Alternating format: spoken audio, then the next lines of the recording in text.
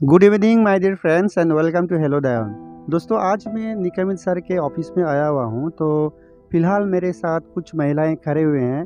तो मैं इनसे जानना चाहूँगा कि आज ये एक हफ्ते के अंदर में जो दायन और बरदुमसा के माहौल पूरी तरह से लग रहा है कि इस बार लोगों के मन में ये है कि निक कविन सर को 5 साल के बाद फिर से दोबारा दायन और बरदुमसा में लाने की बहुत ही जोरदार लोगों के मन में हो रही है।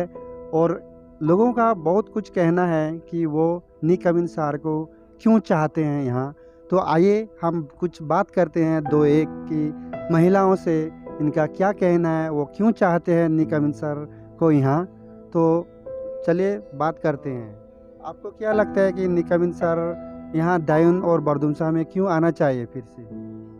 Thank U. মই ক'বলৈ বিচাৰিছোঁ সি আগতে দাইনতে নাহা আগত আমাৰ নিখামিং ছাৰে আমি ইমান কষ্ট পাইছিলোঁ, ইমান দুখত আছিলোঁ। তেতিয়া থাকে ভোট দি পেলাই জয়যুক্ত কৰি কিনে 5 বছৰ থাকি গ'ল। 5 বছৰ থাকি যোৱা পাছতে সি বহুত ভাল কাম কৰি গ'ল। আমাৰ যিমান কষ্ট আছিলে এই কষ্টকেইটা সি চাই কিনে আমাকে বহুত সুখ সুবিধা দিছিলে। এইটো কাৰণে আমি থাকে লাগে এতিয়া আৰু ৰিপিট আমি থাকে মাতি আছোঁ, জয়যুক্ত কৰিবৰ কাৰণে বিচাৰি আছোঁ আমি তাক।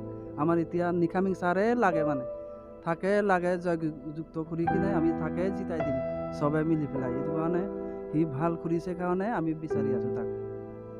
धन्यवाद। Okay, thank you so much कि आपने आपका विचार, आपका ओपिनियन आपने बताया है। और फिर आप एक बार बता दीजिए कि निक कविन सर, आपको क्या लगता है कि इस बार ज़रूर निक कविन सर जीतेंगे? ধন্যবাদ। এতিয়া নিকা মিখাৰ আমাক কি কাৰণে লাগি আছে? নিকা মিখাৰ আগতে 5 বছৰ আগত নাহকতে বহুত আমাৰ নানাকেইটা, আমাৰ মা দেউতাকেইটা বহুত সিহঁতে কষ্ট পাই কিনে আমিও কষ্ট পালোঁ। 5 বছৰ আহি কিনে জিতাই কিনে বহুত আমি শান্তি পালোঁ। আৰু চব আমাৰ এৰিয়াতে বৰডুমচা দায়ন ডেভেলপমেণ্ট বি হৈ গ'ল। চব মানুহবিলাকৰ মন বি খুচি হৈ গ'ল। আকৌ তাকে বেলেগ পাৰ্টি আহি কিনে মিছা কৈ কিনে তাকে আকৌ ইয়াৰ পৰা গিৰাই দিলে। গিৰাই পাছতে আকৌ এইটো ৰিপিট এতিয়া আমি যোনটো ছাৰকে আমি আকৌ এতিয়া আনিলোঁ।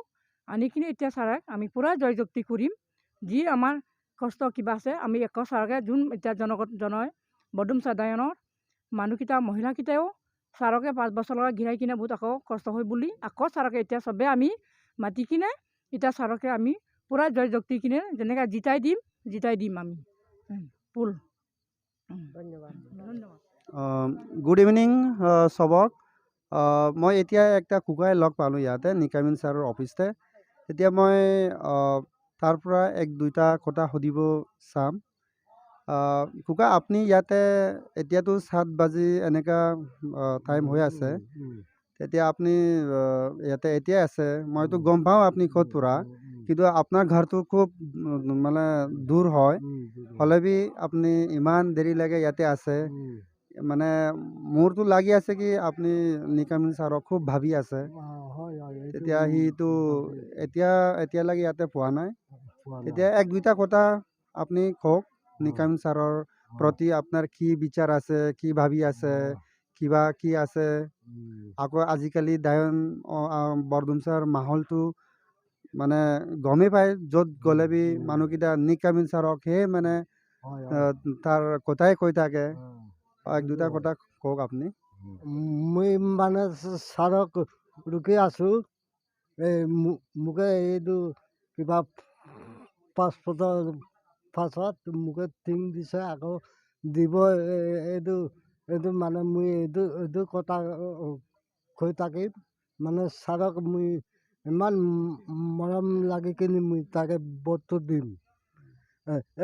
আমাৰ 5জন মানুহ আছে, বাই আছে, ভতিজা আছে। এইটো মই চবকে কৈ দিম আমাৰ ছাৰক লাগে। নিকামিং ছাৰ এইটো কথা ক'বলৈ মই এইটো বিচাৰিছোঁ। ছাৰক মই আকৌ লগ কৰিম 3-4 দিন পাছত। মই ছাৰৰ লগত কথা পাতিম। Thank you. Okay, thank you.